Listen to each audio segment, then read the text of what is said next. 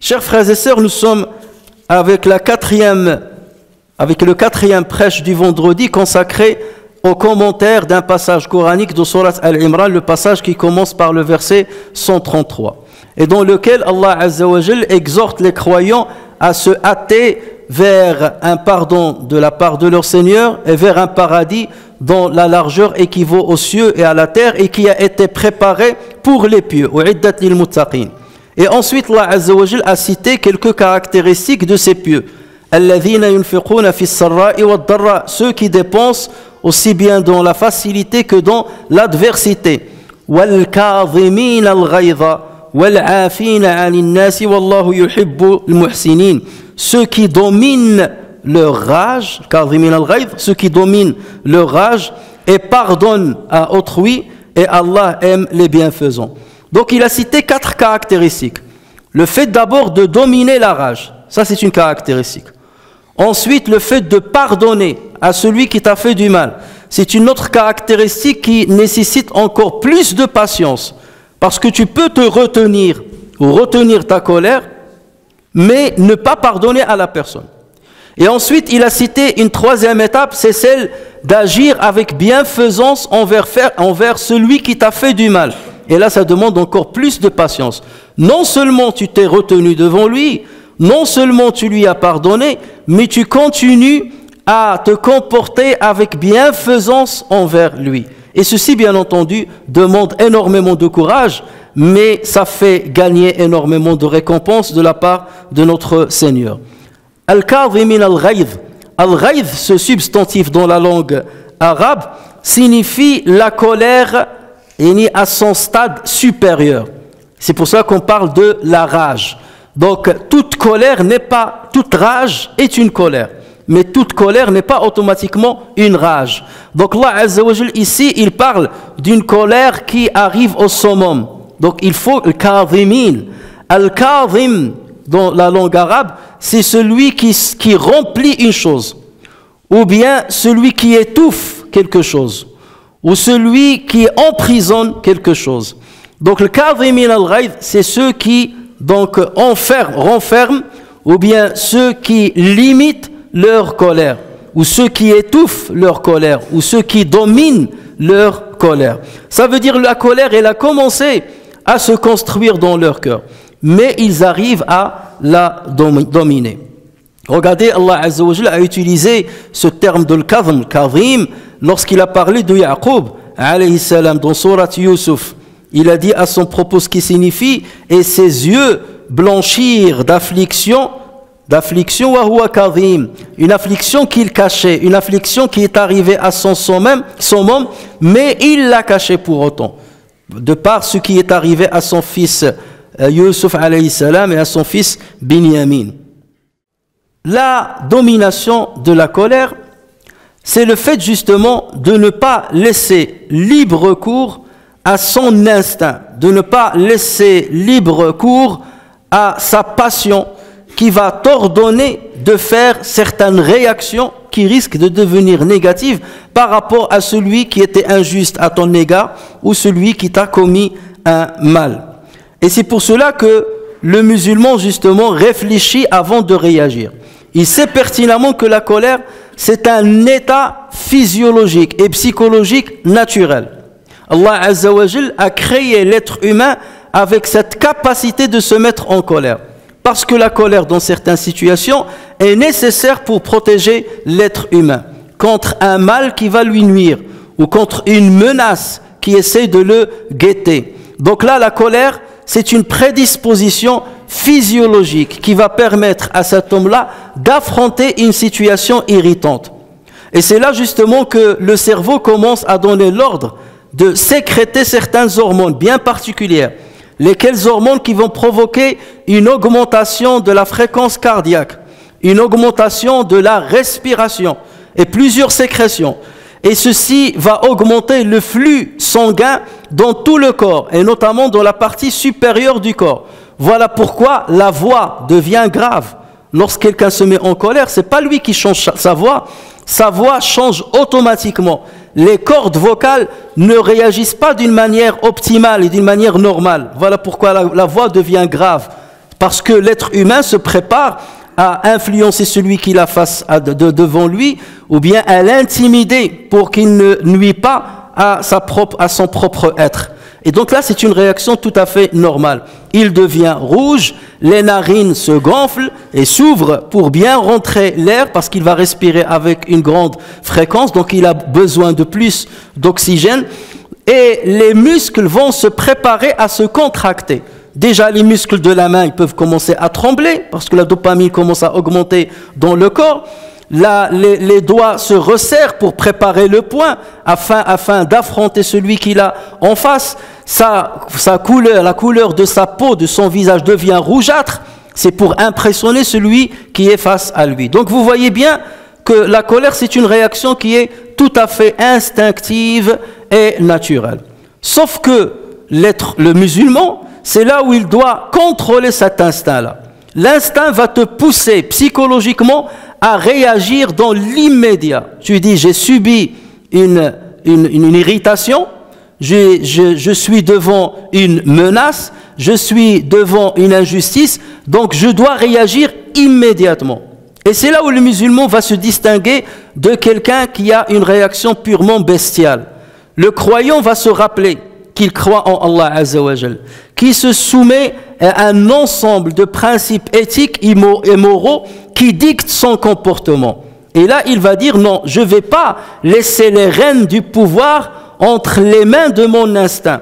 C'est moi qui vais prendre les rênes du pouvoir et c'est moi qui vais contrôler ma rage et ma colère et c'est moi qui vais réagir dans le bon sens. Et c'est là où il utilise sa raison. C'est là où la raison entre en compte, entre en jeu. Cette raison qui a été alimentée par la révélation divine. Elle a été alimentée par les multiples textes religieux, coraniques et prophétiques qu'il entend ça et là. Elle va être alimentée par les moralités et les leçons qu'il a pu tirer de plusieurs situations qu'il a vécues auparavant. Et c'est à partir de là qu'il commence à réfléchir et dire, si je dis cette parole, si je réagis avec cette parole, ou si je réagis avec ce geste, quelles sont les conséquences de mon action? Si ces conséquences sont purement négatives, donc vaut mieux que je m'abstienne. S'il y a du positif et du négatif dans ce que je vais accomplir, donc je vais établir une balance entre les deux.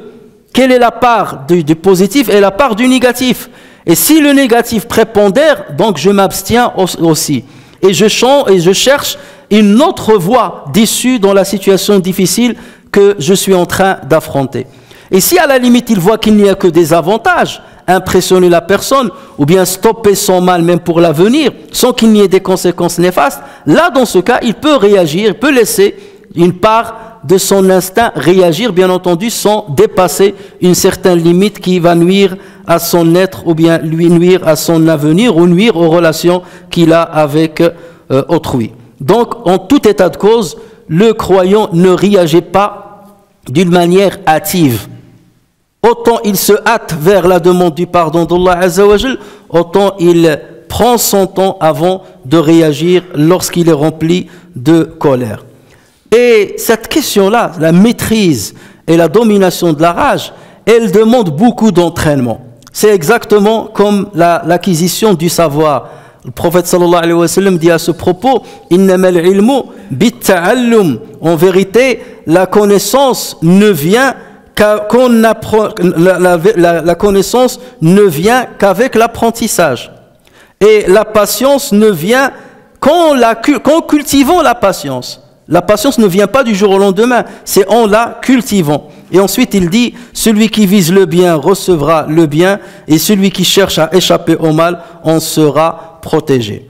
Autrement dit, il peut dans ta vie, lorsque tu es encore jeune, il se peut parfois que tu réagisses mal dans certaines situations où tu as été irrité. Et après, suite à cette expérience, tu vas voir qu'il y a des dégâts, des points négatifs qui vont être la conséquence de ta réaction. Et là, la prochaine fois, tu dis non, je ne vais pas réagir de la même manière. Donc là, le seuil de ma colère, je vais le diminuer. Et le seuil de ma réaction, je vais le retarder. Je vais retarder ma réaction pour ne pas réagir comme j'ai fait la dernière fois. Il y a des gens qui n'ont pas cette dextérité, cette intelligence d'esprit. Et surtout dans les couples. Tu vois parfois les disputes conjugales. La même dispute se reproduit plusieurs fois. Et tu vois l'homme et la femme qui réagissent toujours de la même manière, avec la colère et de la même réaction. Alors que normalement l'intelligence veut qu'à chaque fois on diminue du seuil de la réaction. Ah, la dernière fois, dernier conflit, j'ai réagi de cette manière, ça a causé des catastrophes. Donc la deuxième fois, je vais diminuer de ma colère. Et ma réaction ne va pas être comme celle de la dernière fois. J'ai utilisé cette réaction une fois, deux fois, trois fois, ça ne résout pas pour autant le problème. Donc que faut-il faire? Divorcer? Non, je dois changer aussi mon attitude et changer ma réaction. Peut-être que ça serait une voie qui va essayer de calmer les choses et qui va essayer de rétablir une relation qui est saine. D'où l'importance de la présence de l'intelligence et d'un bon raisonnement chez le croyant. Chers frères et sœurs, dans les relations humaines, il se peut qu'il y ait des malentendus. Il se peut qu'il y ait des injustices qui éclatent entre deux personnes. Et plus tu as un lien avec quelqu'un, plus que ce risque augmente. Dans les relations humaines, il y a les relations familiales. Ton frère, ta sœur, ton père, ton enfant. Il y a les relations d'amitié. Il y a les relations de fraternité. Il y a les relations de voisinage. Il y a les relations de copinage, de camaraderie, et ainsi de suite. Il y a plusieurs liens entre les hommes. Et plus tu te rapproches de quelqu'un, plus il y a le risque qu'éclate entre vous une animosité, ou qu'éclate entre vous un malentendu, ou qu'éclate entre vous une injustice. Parce que plus tu multiplies les relations, plus que les risques de glissade augmentent. Et c'est là justement où on a besoin de se rappeler de ce genre de verset qu'on est en train d'étudier. Surtout avec nos proches, surtout avec les membres de ta famille, avec ton épouse, avec ton époux. C'est là où tu as besoin de ce genre de verset. Où le verset justement, il vise ce genre de relation. La colère parfois elle est nécessaire dans d'autres circonstances. Et la défense est nécessaire dans d'autres circonstances. Mais ici dans les relations avec ceux qui sont proches de nous, on a besoin de retenir la colère, de la dominer, et on a besoin de pardonner et d'accomplir de la bienfaisance. Ibn Majah ainsi que Ahmed rapporte sur Ibn Omar radiyallahu anhuma que le prophète sallallahu alayhi wa sallam a dit: il n'y a pas une gorgée qui a une plus grande récompense auprès d'Allah qu'une gorgée de colère qu'un serviteur a ravalée en recherchant par cela la face d'Allah. Il est la meilleure gorgée sur laquelle tu vas être récompensé, c'est pas de ce que tu as mangé, ce que tu as bu, ce que tu as mangé, c'est lorsque tu as avalé une colère.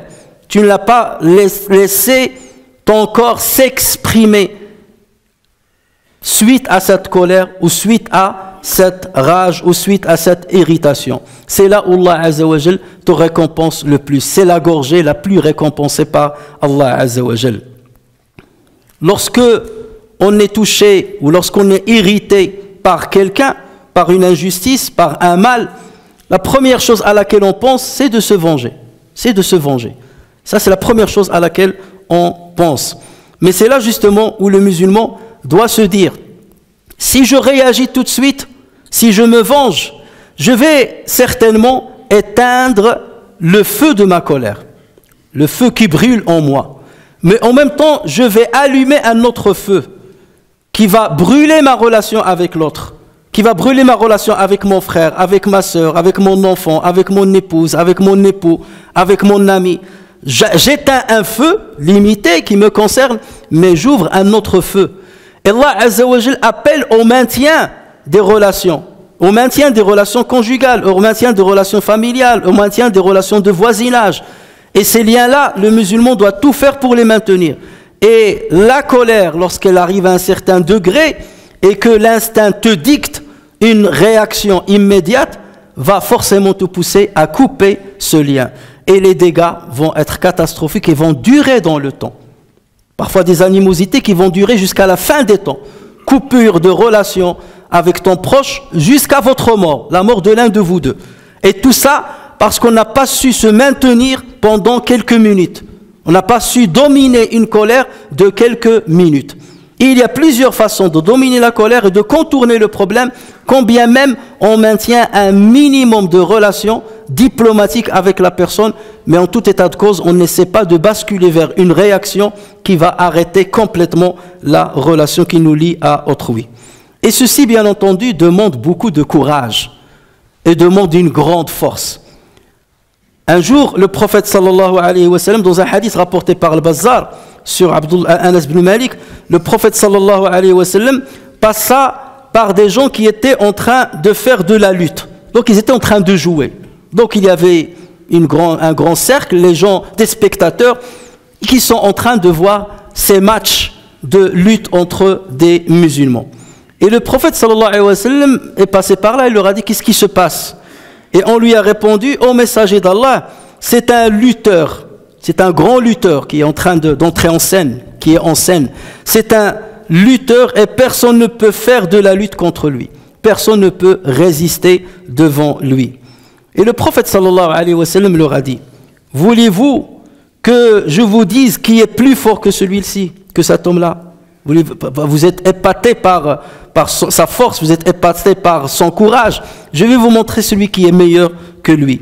Et ensuite il a dit: c'est un homme qui a subi une injustice de la part d'un autre homme, mais il contient sa colère et la vainc. Donc il domine justement sa colère. Il a ainsi vaincu son diable et il a aussi vaincu le diable de son compagnon. Et en fait il a réussi de vaincre 4 personnes. Il a réussi de vaincre son instinct. Il a réussi de vaincre l'instinct de son protagoniste. Il a réussi de vaincre son diable et il a réussi à vaincre le diable de son protagoniste. Parce que dès qu'un litige éclate entre deux personnes, les diables des deux côtés se positionnent et s'installent. Et chacun va pousser son camarade à aller de l'avant, à rentrer dans l'engrenage de l'animosité. Et c'est là où le lucide, celui qui pense à l'au-delà, c'est là où il se maintient, c'est là où réside le courage. Et là, on est toujours épaté par un dribbleur, par un défenseur, le foot. On est épaté par le champion du monde de la lutte, le champion du monde des combats martiaux. Chaque fois que tu le vois, tu vois celui-là, masha'Allah, si tu le vois, comment il fait battre les gens. Tu vois celui-là, masha'Allah. Mais de quoi tu es épaté? De toi qui tu es épaté. Il a travaillé ses muscles. Avec de l'entraînement, il a travaillé ses muscles et il arrive à faire ce qu'il fait. Voilà.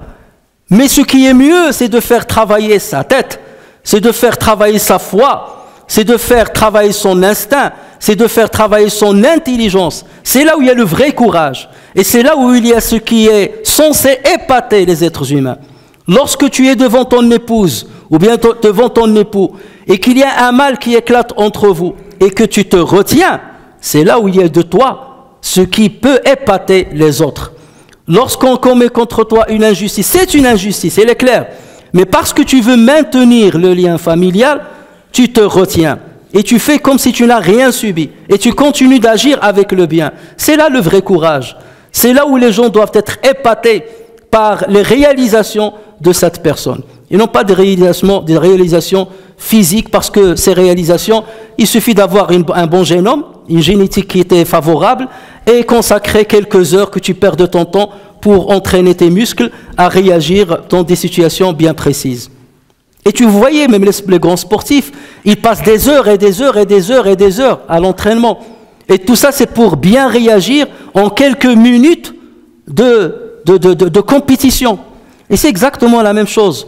Le musulman passe des heures à prier, passe des heures à lire le Coran, passe des heures à apprendre sa religion. Pourquoi? Parce que tout ce patrimoine-là va lui servir lorsqu'il est dans une situation où il a besoin de bien réagir. Une situation qui risque d'effondrer sa relation avec quelqu'un d'autre. Et c'est là où cet entraînement-là, cette pratique religieuse, cette connaissance que tu as acquise va te servir dans des situations où tu subis une irritation. Omar ibn Khattab, radiyallahu anhu, a dit, celui qui craint Allah n'alimente pas sa colère. Et celui qui craint Allah ne fait pas ce qu'il veut. Ton nefs, elle te dit fais ceci, mais tu ne fais pas ce que tu veux. Tu ne réponds pas à ton instinct. Celui qui craint Allah ne fait pas ce qu'il veut. Et si ce n'est le jour de jugement qui nous attend, j'aurais fait autre chose que ce que vous voyez de moi. Et s'il n'y avait pas le jour du jugement, c'est un autre Omar ibn Khattab que vous aurez vu. Mais c'est parce qu'il y a le jour du jugement, parce que je crois en ce jour de jugement, et parce que je sais ce qu'Allah Azza wa Jal m'apprête le jour du jugement, ce qu'il a préparé pour le jour du jugement, que je réagis autrement. Et s'il n'y avait pas ce jour du jugement, c'est un autre Omar ibn Khattab que vous aurez vu. L'ignorance, chers frères et sœurs, c'est très facile de tomber dans l'ignorance. C'est très facile de tomber dans la débauche. C'est très facile de tomber dans les réactions exagérées, négatives. Ça, c'est à la portée de tout le monde. Mais là où réside le courage, c'est de te retenir au moment où la colère te pousse à agir d'une manière négative. Et c'est ça qui va faire la différence entre un croyant et un non-croyant. Quelqu'un qui se prépare pour le delà et quelqu'un qui n'a rien à faire de le delà, qui ne pense qu'à l'immédiat. Chers frères et sœurs, pour arriver à dominer la rage, à dominer et à contrôler la colère, il faut passer par 7 étapes. 4 parmi ces étapes sont des réactions corporelles et 3 parmi ces étapes sont des réactions rationnelles ou qui se rapportent au cœur. La première réaction, c'est de dire « A'udhu billahi minash shaitanir rajim ». Dès que je suis dans une situation irritante, j'ai subi une injustice, la colère commence à monter en moi, tout de suite, je dis cette phrase « A'udhu billahi minash shaitanir rajim ». Parce que le Bukhari a rapporté sur Sulayman ibn Surad que 2 personnes se sont disputées devant le prophète sallallahu alayhi wa sallam. Et le visage de l'un a commencé à rougir. Et le messager d'Allah sallallahu alayhi wa sallam a déclaré « Je connais certes une parole, s'il l'a dit, ce qu'il ressent se dissipera.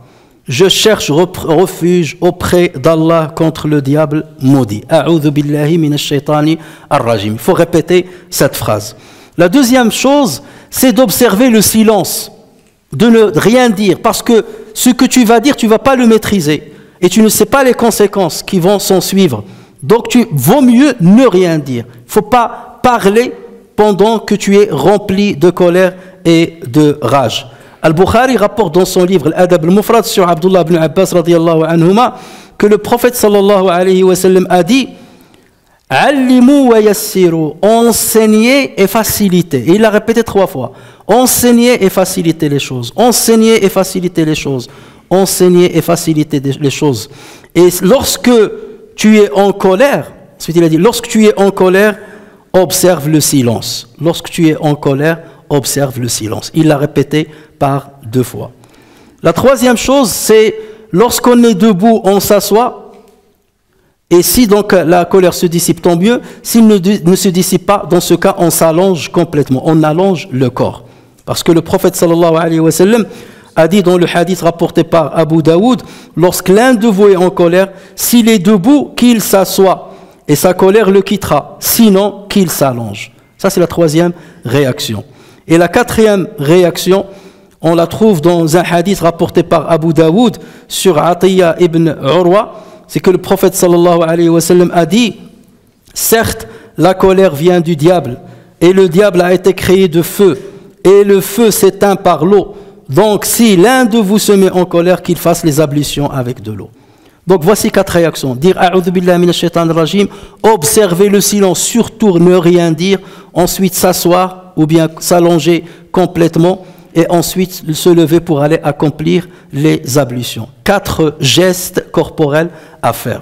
Ensuite, il y a 3 autres choses à faire par la raison. La première chose, c'est de se rappeler de ce qu'Allah Azza wa Jal promet à ceux qui dominent leur rage, y compris le verset qu'on est en train de commenter. Allah Azza wa Jalla leur apprête un paradis aussi vaste que les cieux et la terre. Tu te rappelles de ce que le prophète sallallahu alayhi wa sallam dit à propos justement de ceux qui maintiennent, ou bien de ceux qui dominent leur colère. Donc toutes ces informations qu'on entend dans les prêches du vendredi, les leçons sur internet qu'on a lues dans les livres, ces informations, ils partent pas comme ça vainement. Non, elles restent emmagasinées dans ta mémoire et tu les sors au moment où tu es en colère. Tu te rappelles de ces versets coraniques, de ces hadiths prophétiques qui parlent de celui qui domine sa rage. Donc là, c'est un effort intellectuel que tu vas déployer. La deuxième chose, c'est de penser aux conséquences d'une réaction négative. Si je réagis comme ça va couper les liens familiaux. Je vais couper les liens avec mon frère ou ma soeur. Ça va affliger mes parents. Ça va, mes enfants avec les enfants de mon frère ou de ma soeur. La relation va s'arrêter. Il va me jalouser. Il va parler de moi. Il va me calomnier. Il va ceci, il va cela. Donc tu vois que les conséquences sont multiples. Tout ça parce que je veux éteindre le feu de la colère en 1 minute. Donc tu fais très attention. Là aussi, c'est un travail intellectuel dont on a besoin. Et la troisième chose, c'est de se rappeler de tous les exemples qu'on cite parmi ceux des compagnons du prophète ou des successeurs ou bien des gens pieux qui se sont retenus à des moments où ils ont subi des grandes injustices et de dire j'aime bien être comme un tel est mon exemple dans cette situation. Et d'où l'importance justement d'acquérir assez de savoir pour qu'il nous soit serviable pendant ces moments les plus difficiles. Voilà, chers frères et sœurs, si on veut réaliser cette deuxième caractéristique des pieux pour lesquels Allah Azza wa Jalla a préparé le paradis. D'abord, dépenser aussi bien dans l'aisance que dans l'adversité. Et la deuxième chose, c'est de retenir sa colère avant qu'on ne parle des autres caractéristiques.